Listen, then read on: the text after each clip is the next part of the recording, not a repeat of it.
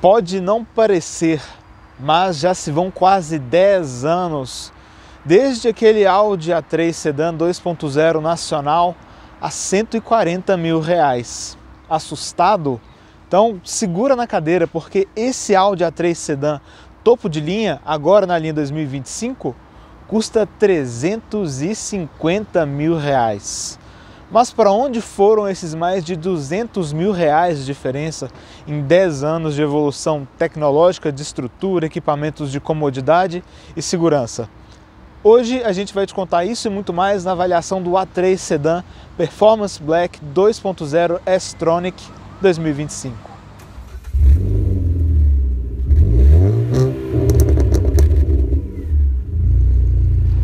E se você for comprar um carro usado seminovo, não deixe de usar o serviço de consulta veicular Dá Olho no Carro. E com o cupom de desconto do DriveOn você ainda garante 15% de desconto em todas as consultas. Link na descrição do vídeo. O A3 surgiu no final dos anos 90 para ser o carro de entrada da Audi. Óbvio que isso mudou com o tempo, dependendo do recorte que você faça, esse carro vai ser o A1 ou o A2. Mas o fato é que ele é um antigo símbolo de status, um sonho da classe média relativamente alcançável. Bem, pelo menos era assim no passado, especialmente quando ele foi fabricado aqui na sua primeira e terceira geração, dividindo fábrica com o Golf lá no Paraná. A segunda e a quarta geração, que é exatamente esse cara que a gente tem aqui, são importadas. E esse modelo aqui marca a chegada do facelift de meia-vida na linha A3 aqui no Brasil, que, como a gente sabe, voltou ao seu lugar de entrada da linha Audi, lembrando, aqui no Brasil. Assim como antes do facelift, ele segue vendido em 3 versões de acabamento. A Advanced de 290 mil, Performance de 320 mil e essa Performance Black começa em R$345 mil. Todas elas com o mesmo conjunto mecânico, motor 40 TFSI, o 2.0, 16 válvulas turbo já bem conhecido, e o câmbio S-Tronic de dupla embreagem de 7 marchas. E quais são os seus concorrentes mais diretos hoje, tirando aí da conta SUVs que, enfim, não vou nem entrar nesse mérito. Você tem na Mercedes a C200 AMG Line, que tem um conjunto híbrido leve, vai a 200 e poucos cavalos a R$385 mil. Na BMW você tem 2 opções próximas em termos de preço. A 218i Gran Coupé, que custa R$320 mil, mas tem só 140 cavalos, e a 320i GP, que vai a 345, 350 mil com 180 cavalos. Ou seja, nenhum desses carros fica bem em cima do que este A3 topo de linha oferece. Mas é importante lembrar que existem alguns concorrentes indiretos. E de maneira mais notável, acho que eu posso citar 2 aqui. O Jetta GLI, que está para receber um facelift aqui no Brasil, já é visto rodando, é o mesmo que a gente conhece do México, recentemente lançado. E o Seal, BYD Seal, que é um sedã de porte relativamente parecido, mas 100% elétrico e um padrão de desempenho superior, que também passa um pouquinho ali dos R$300 mil. E claro que, se tratando de um facelift de meia-vida, você não tem grandes mudanças. Mais notavelmente, você tem para-choque novo e, claro, o novo logotipo da Audi, que agora é em 2D. Obviamente, novas rodas e alguns detalhes de acabamento, como a gente vai ver lá dentro também daqui a pouquinho. Só que a gente tem uma grande mudança debaixo do capô. E não sai de cena o conhecido motor EA888 2.0, não. Inclusive, esse motor EA888 é um descendente direto do EA827, o antigo AP. Não à toa, ele ainda é um favorito de muita gente para fazer personalização, o famoso remap. Enfim, nessa aplicação aqui, a mais recente dele, nesse carro, a gente está falando de 204 cavalos de potência e 32,6 kgfm de torque. É legal que a potência já vem a partir de 4.500 e o torque a partir de 1.600 RPM. Ou seja, um motor bem gordo, como a gente vai ver na nossa volta. Beleza, mas o que mudou então? A gente perde aqui o conjunto híbrido leve de 48 volts que a gente tinha no A3, que a gente avaliou ano passado. Então você não tem aqueles agradáveis recursos que ajudam a economizar combustível. Por exemplo, no antigo A3 com esse sistema, você tinha um sistema que desacoplava o câmbio dependendo da velocidade, ou seja, você ia para ponto morto para diminuir o atrito e rolar mais, economizar combustível.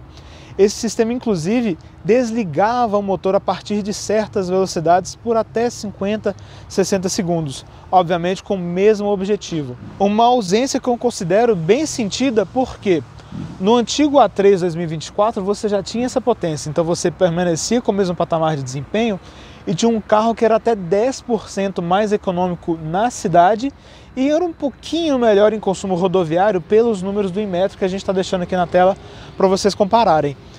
Se o preço tivesse diminuído por conta dessa ausência, ok, mas não foi o caso. A gente está gravando no Pacaembu, hoje é dia 3 de julho e no último final de semana teve show do Alok aqui. É sério, teve show do Alok aqui com o Festival de Luzes e aparentemente continua, porque os faróis do A3 são verdadeiramente espetaculares. Além da seta com efeito sequencial que vocês estão vendo, essa assinatura diurna de LED é personalizável, você consegue ajustar isso na central multimídia e você também tem um sistema de LEDs matriciais, ou seja, são faróis adaptativos que conseguem projetar sombras no carro à frente ou no sentido oposto para evitar o ofuscamento e também tem o facho dinâmico adaptável dependendo da sua velocidade e condições de trânsito. Eram opcionais antes, pelo menos no A3 Sportback que a gente avaliou ano passado, e nesse Performance Black são itens de série, são belíssimos faróis. E aqui atrás a mesma coisa, mais uma vez esse efeito de seta sequencial e essa iluminação em LED com esses pontos. Cara, eu realmente acho essa assinatura noturna belíssima. E o show de luzes continua por dentro, porque a gente tem iluminação configurável também no console central, como vocês podem ver, na região dos pés um pouquinho mais escuro aqui agora, inclusive nas portas, agora que o Lucas está mostrando para vocês. É uma iluminação que você consegue configurar a opção direta ou indireta, então o filete e a cortina de luz, vamos dizer assim, através da central multimídia. Então, cara, acho isso aqui bem legal, dá para gastar um bom tempinho se divertindo com isso, inclusive porque essa opção reflete inclusive nas portas traseiras. Então, de fato, um efeito muito interessante. E esse é o tipo de detalhe típico de um carro premium, assim como sensores para a chave presencial nas 4 maçanetas, essa pequena saia lateral aqui, toda essa caracterização esportiva que passa bastante, inclusive, pelas rodas, que são de aro 19, de série nessa versão Performance Black. Aqui a gente tem pneus Continental Conti Sport Contact. Cara, é um pneu bem borrachudo, bem chicletudo, melhor dizendo. Pneus 235/35 aro 19. E ele é muito baixo, olha, a gente está falando aqui de 2 dedos, até um pouquinho menos de altura. Então a gente está falando de uma parede lateral de aproximadamente 80 milímetros. Então você precisa ter muito, mas muito cuidado mesmo com buracos, tampas de bueiro desniveladas com essas rodas. Inclusive a pressão de enchimento que a Audi indica é muito alta. Carro vazio, 42 na dianteira e 38 na traseira. Com carro cheio, 45 nas 4. Então é um pneu que acaba trazendo uma aspereza, como a gente vai ver daqui a pouquinho, e também são razoavelmente barulhentos. Afinal de contas, é um pneu baixo e também esportivo. O foco aqui é aderência e comportamento, menos consumo e baixo ruído de rolamento. Ainda seguindo essa linha de carro premium, é óbvio que a gente tem freios a disco nas 4 rodas, ventilados na dianteira, sólidos na traseira. E a gente tem suspensão independente, McPherson na dianteira e Multilink na traseira. Bem padrão da história do A3 e também dessa categoria. Um ponto negativo, porém, é que eu não encontrei informação de vão livre desse carro. O que eu posso dizer, e a gente fala um pouquinho mais à nossa volta, é que pelo menos nesse uso urbano aqui em São Paulo, ele não exigiu nenhum cuidado extra em rampas, valetas e lombadas em relação ao que você já tem em um hatch compacto. Mas fica essa observação da ausência desse dado. E apesar dele se situar em uma categoria mais de sedãs médios, ele é menor em comprimento do que um Virtus, por exemplo. Então a gente tem um carro de 4,50 metros de comprimento, 2,63 metros de entre-eixos, 1,81 m de largura sem contar os retrovisores e 1,44 m de altura. Ele pesa 1.485 kg, é relativamente pesado e tem um tanque de 50 litros. Então, eu trouxe a referência do Virtus, com 6 centímetros a mais lá no sedã compacto da Volkswagen. Mas se você pega, por exemplo, uma BMW 320i GP, só para buscar outro exemplo que eu já trouxe hoje, esse carro aqui é 20 centímetros mais curto em comprimento do que ela. Daqui a pouquinho a gente vai mostrar o espaço lá dentro. Mas já adianto que, em termos de porta-malas, a gente já começa a sentir um pouquinho desse efeito de carro um tanto quanto curto. Porque aqui a gente tem um porta-malas de 425 litros. E você tem acesso através de uma boca de tamanho razoável, um bom acabamento, mas de fato não é uma volumetria que impressiona. Inclusive considerando que você não tem a possibilidade de regular a altura do piso como existia no Virtus lá em seu lançamento. Óbvio que você tem ganchos de metal, que é muito útil, você tem uma pequena rede aqui na lateral e também uma rede que você pode prender nesses ganchos e colocar objetos, né, presos aqui no assoalho. O que é interessante comentar? As alças aqui, né, são do tipo pescoço de ganso, que muita gente rejeita, mas faz sentido em um carro que é feito para mercados onde faz frio e gelo. Essas alças aqui exigem menos manutenção porque tendem a não congelar por não ficarem expostas. E óbvio que a Audi tomou o cuidado de revestir. Então você não precisa se preocupar em colocar a mala e deixar um espaço aqui para a alça não causar nenhum dano ou ficar no meio do caminho. Então acho que aqui está tudo bem. E aqui por baixo e por dentro nós temos o step, que é do tipo temporário, como vocês podem ver, bem linguicinha mesmo. Então é um carro que, se você furar um pneu, você obviamente vai ter um comportamento aí dinâmico razoavelmente prejudicado. Por isso é um step de uso temporário e velocidade limitada. O padrão de acabamento, como eu comentei, é bom aqui embaixo e também aqui em cima. Tem uma pequena alça aqui para você puxar e o triângulo em lugar altamente estratégico, que é muito positivo. Mas a gente também tem um detalhezinho bem interessante. Então, caso você deseje, sei lá, sair para esquiar aí em Caxias do Sul ou coisa do tipo, você tem um banco tripartido para levar o seu esqui. Então você pode colocar aqui, abrir o porta-malas, passa seu esqui pelo banco tripartido e leva ele até lá na frente. Óbvio que a ausência da manopla de câmbio lá na frente também pode te ajudar a levar aí seu esqui na hora de praticar esportes na neve. E aqui na segunda fileira a pegada é bem parecida, o espaço ele é só ok. Esse banco está regulado para mim, eu tenho 1,77 m e ajuda o fato de eu gostar de dirigir mais ereto. Então olha, eu tenho aqui mais ou menos 5, 6 dedos entre o joelho e o encosto, né? Então é bem ok espaço para as pernas. Você tem essa proteção plástica anti-chute de criança, por exemplo. Mas o banco ele não dá um apoio tão bom para as coxas. Ele acaba fugindo um pouquinho, por mais que o seu comprimento seja bom. E o espaço para os pés aqui também é bastante limitado. Você não tem tanta altura assim, por mais que a região aqui, tá vendo? Você consiga fazer um sapateado imaginário. E é óbvio que vocês já devem ter notado, o túnel central é bastante alto. Não é o caso desse carro aqui, que é tração dianteira, mas isso é uma característica porque outras versões do A3 oferecem o sistema 4. Então aqui seria por onde passaria aí, né, o eixo, enfim, tudo para tracionar as rodas traseiras. O espaço lateral, mais uma vez, ok, não é um carro estreito e tampouco largo. Você tem o apoio de braço aqui, muito bom, com 2 bons porta-copos, um pouquinho menor do que o outro. O espaço para a cabeça também ok, eu tenho 3 dedos aqui da minha cabeça até o teto. E o padrão de acabamento aqui das portas é um ponto de crítica de muita gente há algum tempo já no A3. Por quê? Nessa parte superior aqui, você tem plástico duro. A dianteira é um pouquinho diferente, como a gente vai ver daqui a pouquinho. Mas você tem esse aplique aqui em microfibra, que eu acho bem agradável. E você tem essa parte espumada, bem espumada inclusive, com esse aplique de couro. E como a gente mostrou mais cedo, também temos a iluminação direta e indireta personalizáveis. Os bancos repetem essa microfibra dinâmica, né, que é o nome que a Audi usa, que se parece um suede bem tradicional, que a gente já conhece de outros modelos. E aqui a gente tem duas saídas de ar que são individuais. Você tem inclusive uma terceira zona de ar-condicionado, você consegue ajustar por aqui. E duas tomadas USB do tipo C, que também são iluminadas. Como vocês podem ver, o vidro desce quase inteiro, mas o ângulo de abertura das portas também é um tanto quanto limitado. Não é difícil entrar e sair do A3, mas quando você considera todos esses elementos, fica claro que ele não é exatamente um carro para grandes famílias ou famílias espaçosas. Talvez um casal com um filho pequeno ou um solteiro, enfim.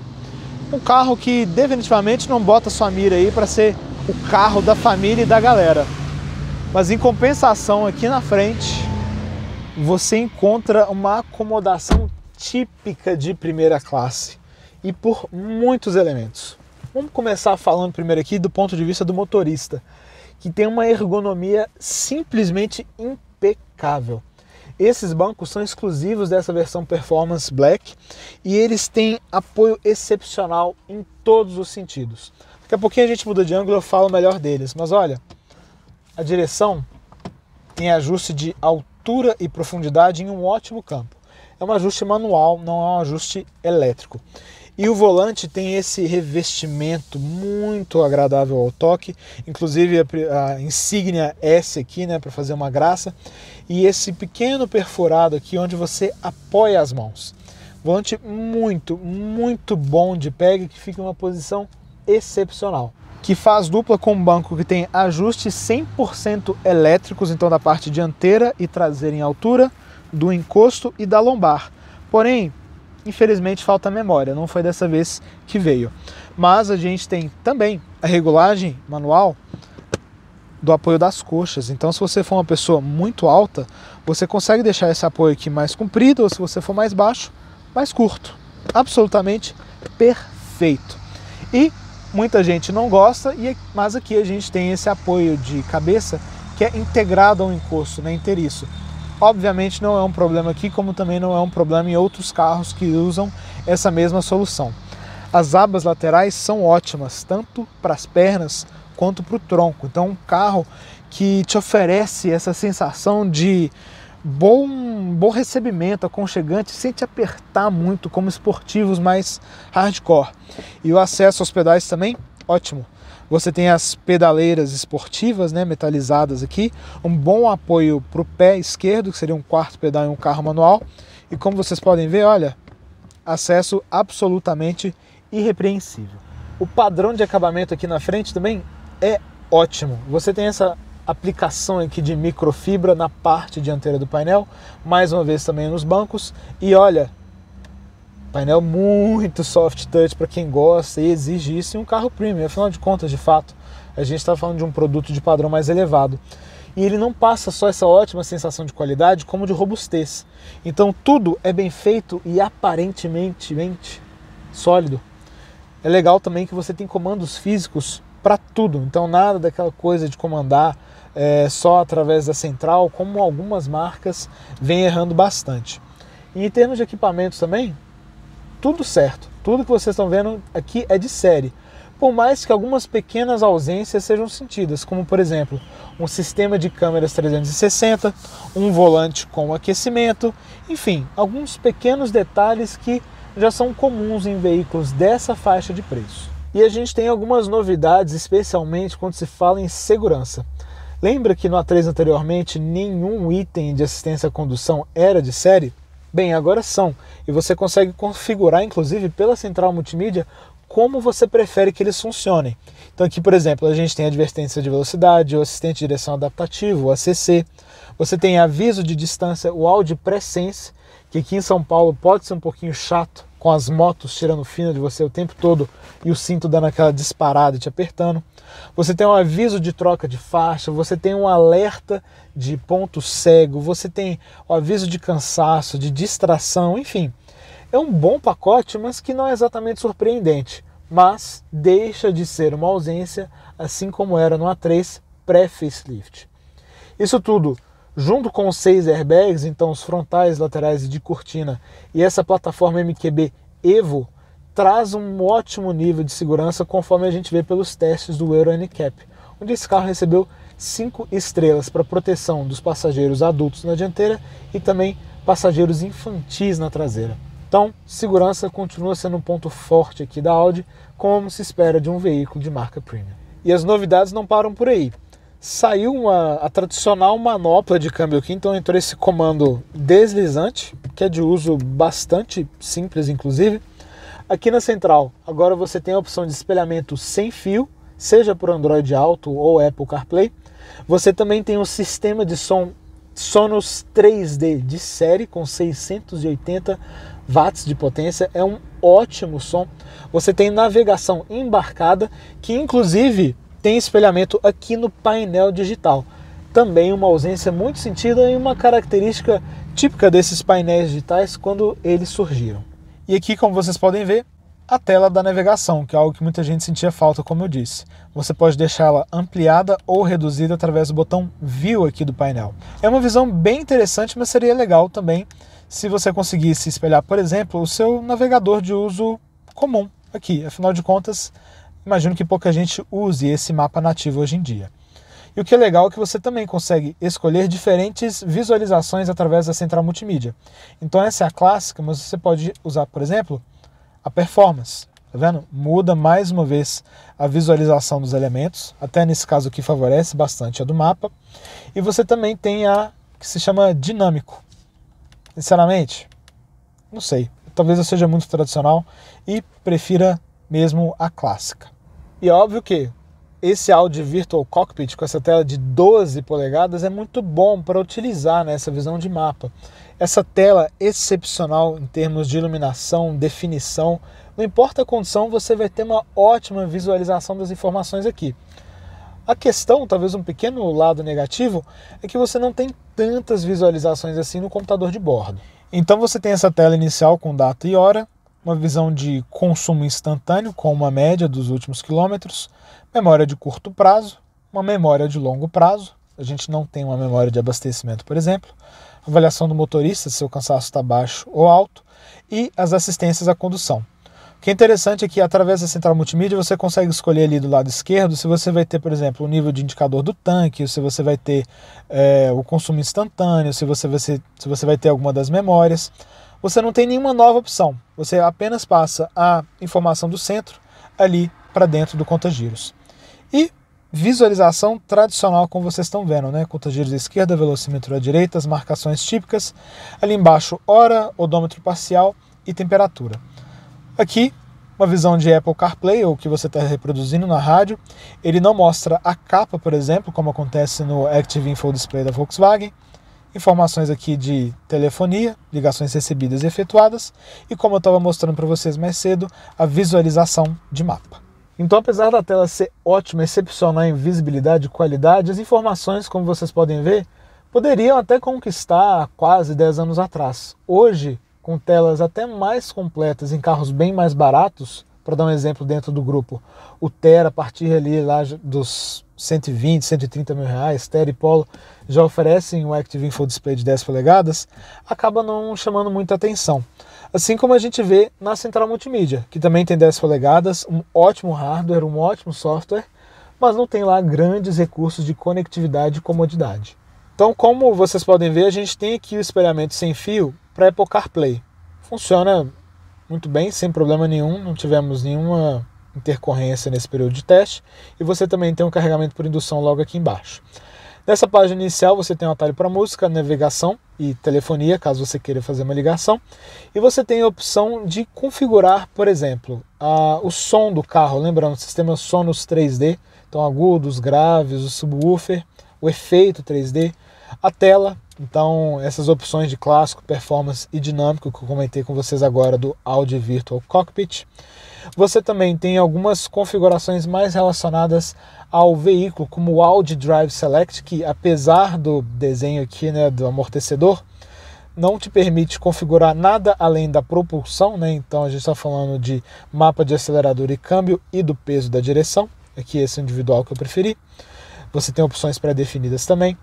Você consegue definir o equilíbrio do ar-condicionado e do aquecimento no banco para os dois passageiros dianteiros.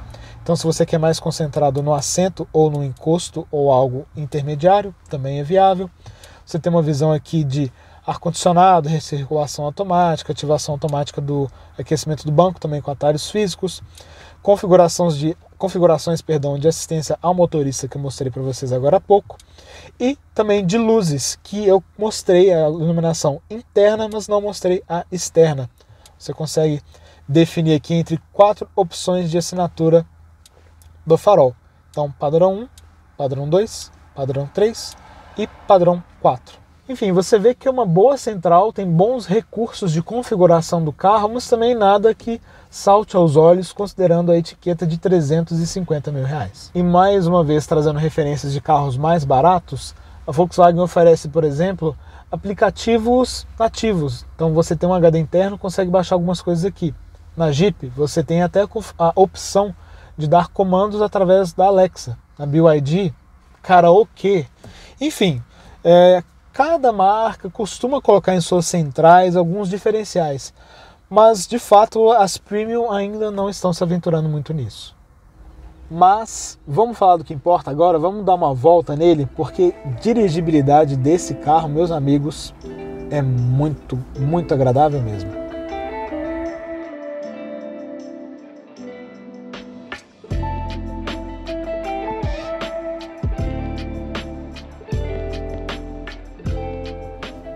Vamos começar aqui a nossa volta com o A3 Sedan e vou mostrar para vocês primeiro o diâmetro de giro, que é de 11,6 metros, que não é exatamente bom, mas é um número razoável para um carro com essas características. Lembrando, ele não é tão comprido, nem tem o entre-eixos tão avantajado assim, mas a gente está falando de pneus 235, que são pneus bem largos. Daqui a pouquinho, quando a gente tiver andando em alguns trechos esburacados, eu vou entrar na questão mais sobre eles.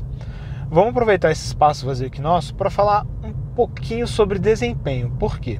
A gente está falando aqui de um carro que tem um histórico de referência em desempenho, né?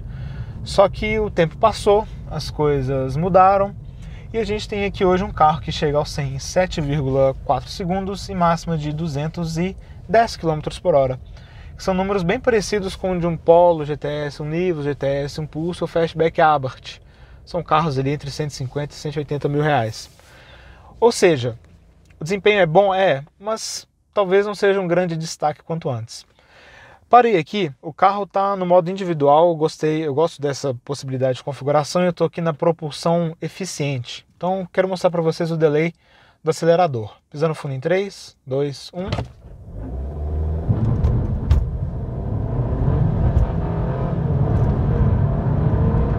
Fiz um pouquinho escorregadio, o carro deu uma patinada, mas vamos lá, o que a gente pode concluir desse cenário aqui? Primeiro, vocês viram que teve uma demora por conta do start-stop, mas ele é muito suave, muito bem isolado. Passou esse momento, você tem aquela pequena demora para um carro de câmbio com trocas automáticas que se dá por conta da ausência do conversor de torque. Então, um carro automático, você tem esse momento inicial de multiplicação pelo conversor. No automatizado, como é o caso aqui, você não tem esse efeito. Então, é quase como se fosse a partida de um manual.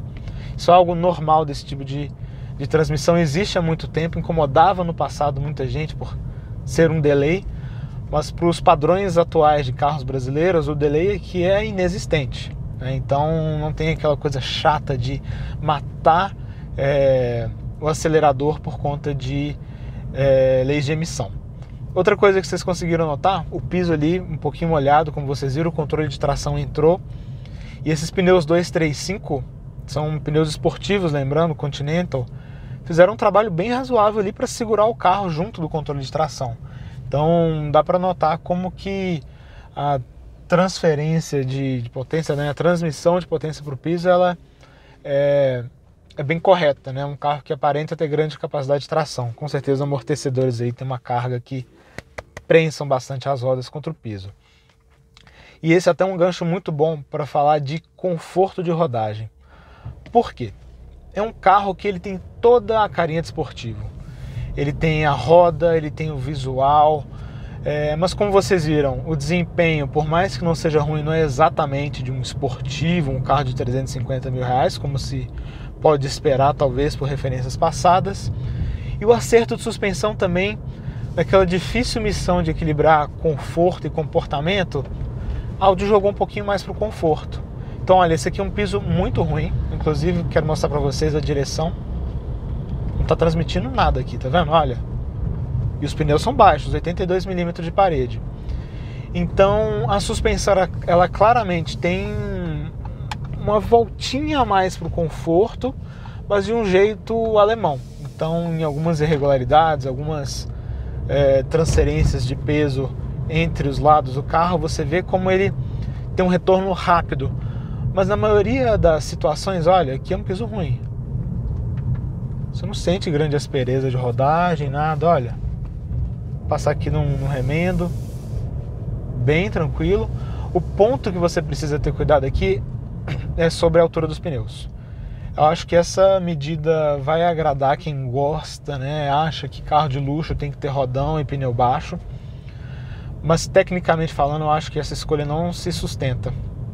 Esse pneu é baixo demais, inclusive, para rodar na Europa.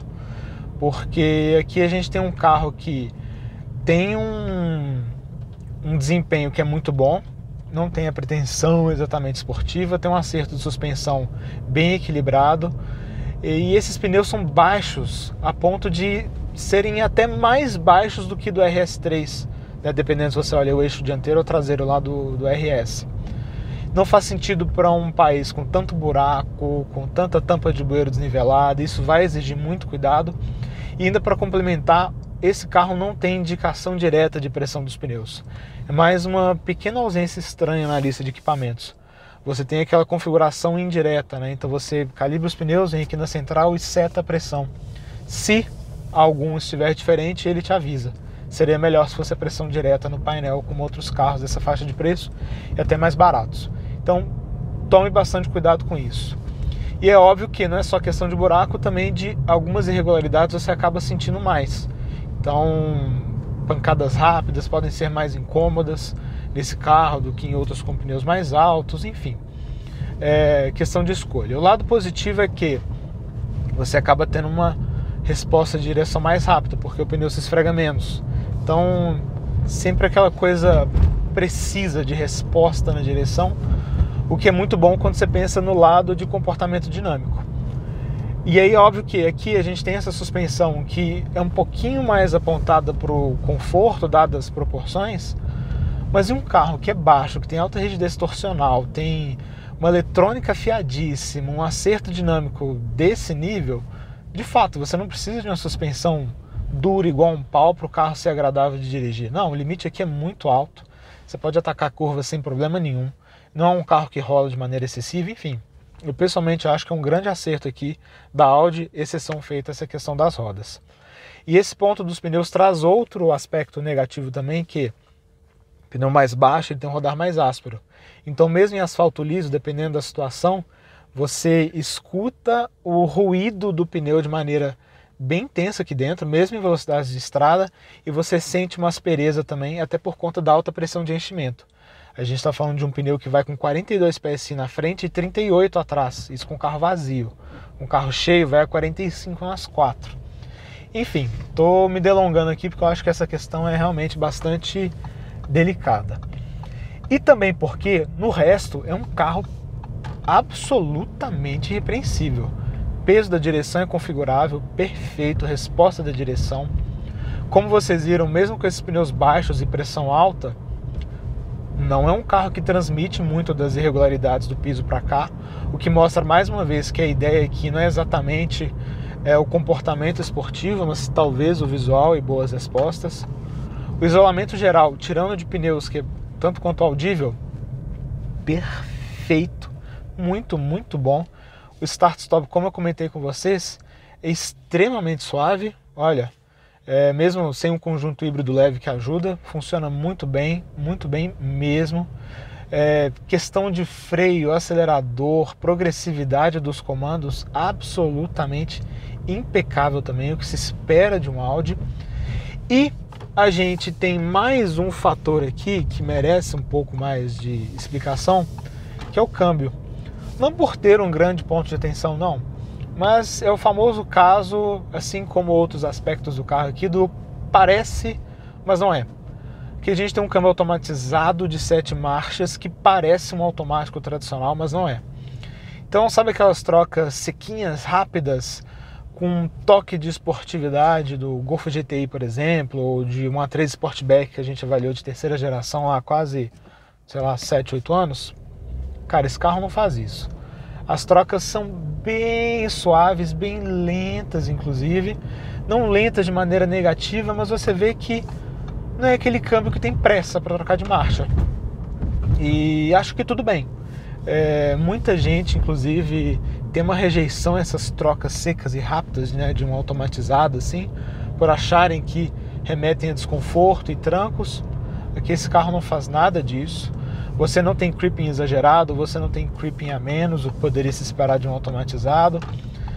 As trocas são muito bem feitas, seja em drive, seja no modo Sport, que lembrando, você consegue configurar aqui através do Drive Select, inclusive tem um atalho aqui no canto do console central.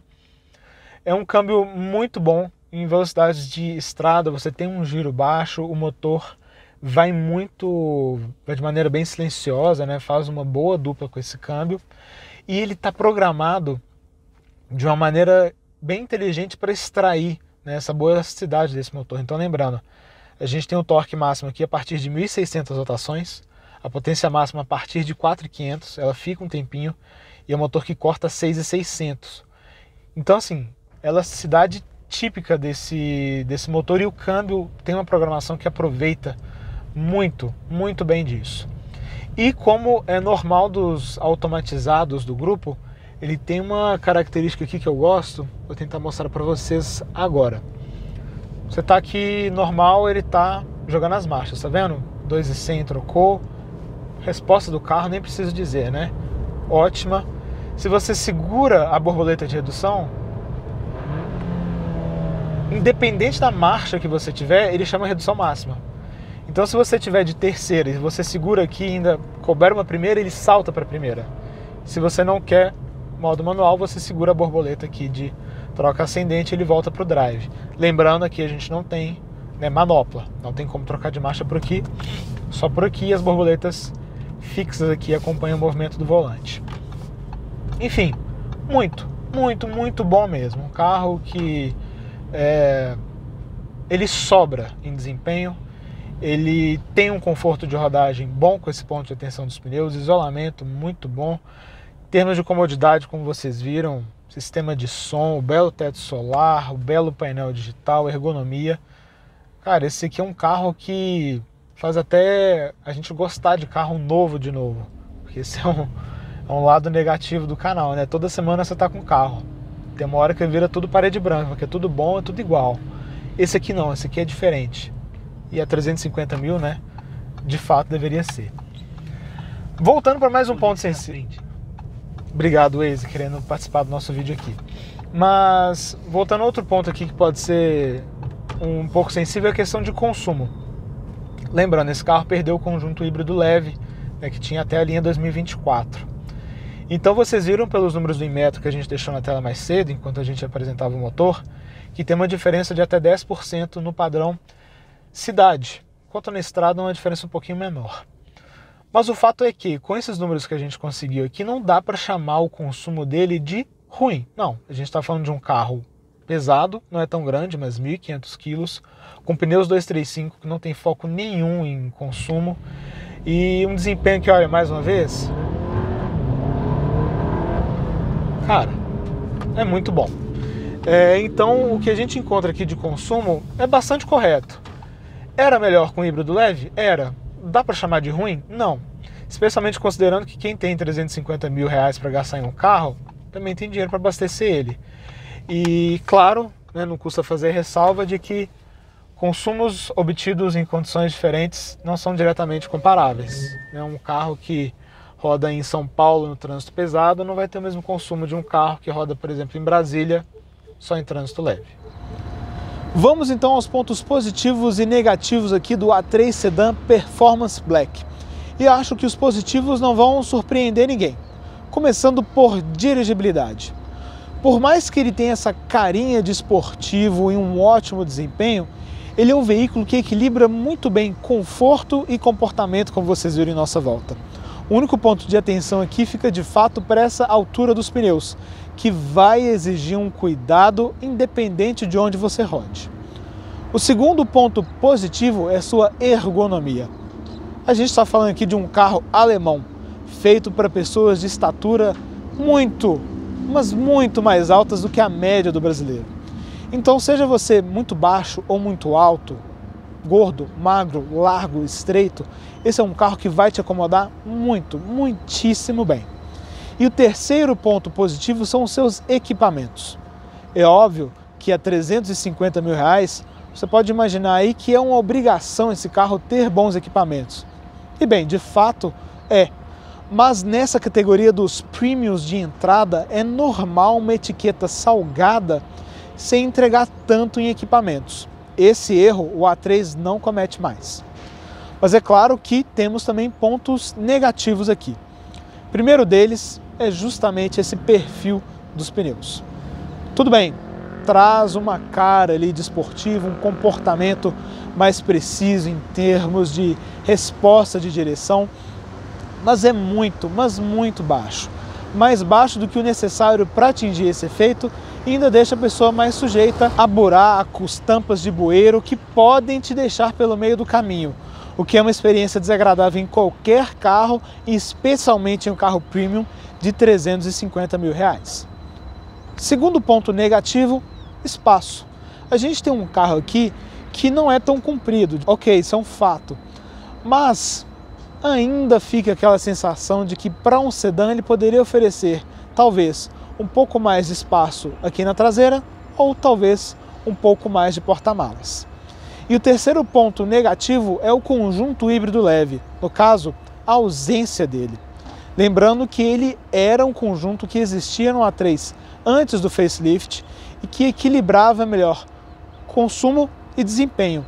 Ou seja, você que tem um carro que gasta mais do que antes, tem o mesmo desempenho, mas acaba mais desequilibrado nessa equação em algo que ele fazia tão bem antes. Agora, no comecinho de julho de 2025, esse carro está custando, com essa pintura cinza, R$353.190. E é difícil falar de racionalidade em um segmento de luxo. Mas, quando você olha para o pacote desse carro e o preço, a Audi está oferecendo aqui algo que me parece imbatível. A gente tem um carro que é R$30 mil mais barato do que a C200, por exemplo, e tem preço regulado com os BMW oferecendo tudo. Pensa no que você quiser, equipamentos, ergonomia, dirigibilidade, acabamento. Esse Audi faz quase tudo e tudo muito bem. E ainda com um ponto de aplauso aqui para a marca alemã. Quando a gente fez a avaliação do A3 Sportback há um ano, o carro custava R$342 mil, tinha cerca de 60 a 70 mil reais em termos de opcionais, e naquela época a gente trouxe 3 pontos negativos: opcionais, assistência à condução e conectividade. A Audi atuou nisso tudo, ou seja, é um carro ainda moderno, potente, de ótima dirigibilidade, bons equipamentos e mais barato que a concorrência. O que mais você quer? Cara, esse carro pode até ter deixado de ser o sonho da classe média com esse advento dos SUVs médios, grandes, compactos. Mas para quem gosta de carro, pessoas como eu, você, o Lucas está aqui atrás das câmeras comigo, esse sim é um carro que faz o coração bater um pouquinho mais forte. Se você é desses também, vale a pena considerar um A3. Se você tem a grana para esse patamar de veículo, vale a pena sim considerar o A3 para sua garagem. E assim a gente encerra aqui a nossa avaliação do A3 Sedan Performance Black. Deixa aqui nos comentários se você tem sua experiência com ele, se você já teve, se você tem algum concorrente.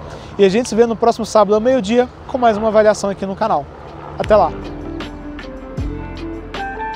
E aí, gostou do vídeo? Então não deixe de se inscrever no canal clicando no ícone preto e também não deixe de conhecer o nosso canal de vídeos internacionais clicando no ícone branco.